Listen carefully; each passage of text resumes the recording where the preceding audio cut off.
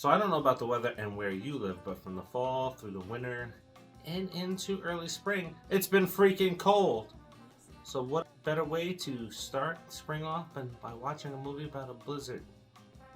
Welcome to another episode of the Popcorn Confessional. This is Dave from Nerdbox, and I'm accompanied by my wife Jen, also from Nerdbox. And on this episode, we are talking about The Infinite Storm. So fire up that Jiffy Pop and meet us in the booth.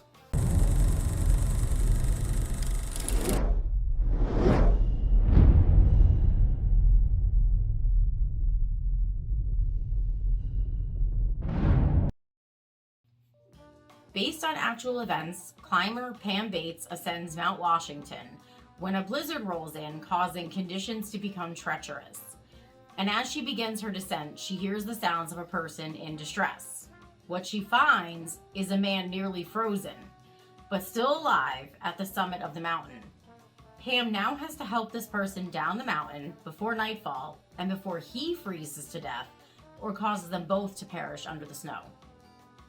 First, thank you for tuning in. We appreciate you watching each week and allowing us to entertain you for a few minutes to talk about movies. As we come up on our 1 year anniversary, we have some cool things and special things in store for year two. And just tune over to our community or our Facebook page for some questions on how you can help shape year two of Nerdbox. Now, Infinite Storm, this is one of those movies, like I've mentioned before, where I don't really try to watch the trailers before going into the movies. And this is not one that I've ever seen a trailer playing for at the theaters. Nope. And it's still playing. I know we're reviewing it late, but it is still playing in the theaters. Yeah. Now, it does have some cool horror elements to it, but we'll get into that in a minute. You find the horror in everything. He found the horror in our daughter's school play.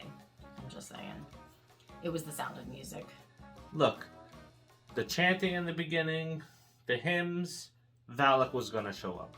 They should have just took it to that level. Have you ever seen The Sound of Music? I think once.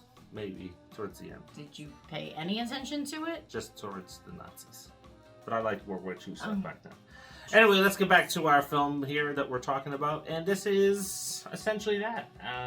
Lots of surprises, I think, going into this movie. Finding a guy dressed for summer on the summit of a mountain. Yeah, so he's wearing like cargo shorts and a pair of New Balance sneakers. I mean, New Balance sneakers are great, but not for what he was doing. So it seemed like there was a lot of unbelievable elements in this. Yeah. But it's based on a true story. Yeah, and when I actually read into the real story, I mean, they were pretty spot on as far as the events that happened. So yeah, more power to that lady. And the guy. And that guy. Going up there with a pair of New Balance sneakers and shorts? Yeah. In the winter? That's the only thing they did get wrong. Apparently, he wasn't wearing shorts.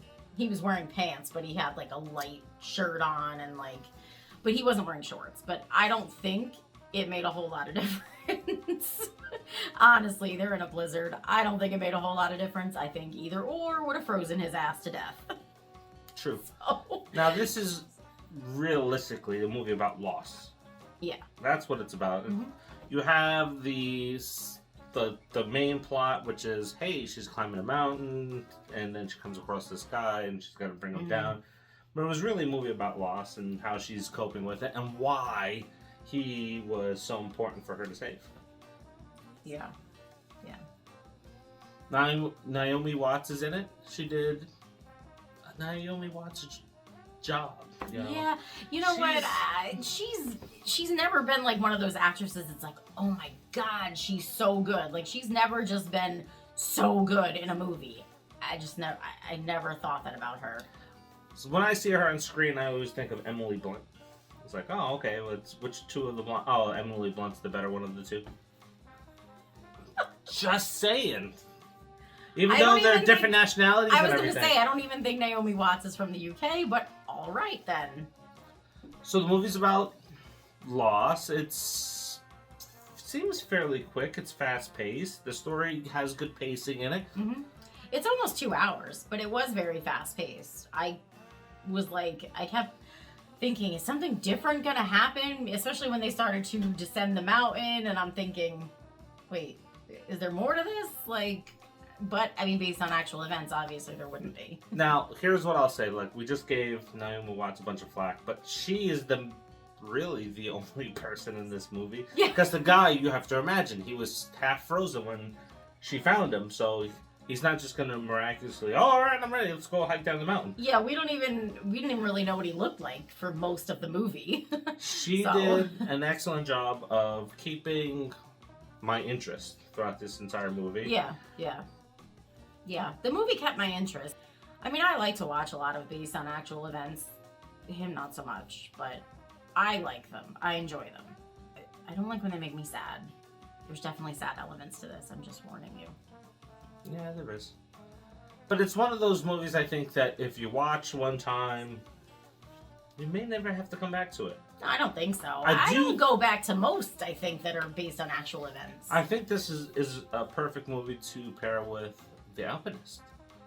Yeah. That was based on true events, but it's actually documentary footage. Yeah. So we did a review on that one, and that one put you on the edge of your seat, especially if you see it on a big screen or if you got a chance to see it in the theater.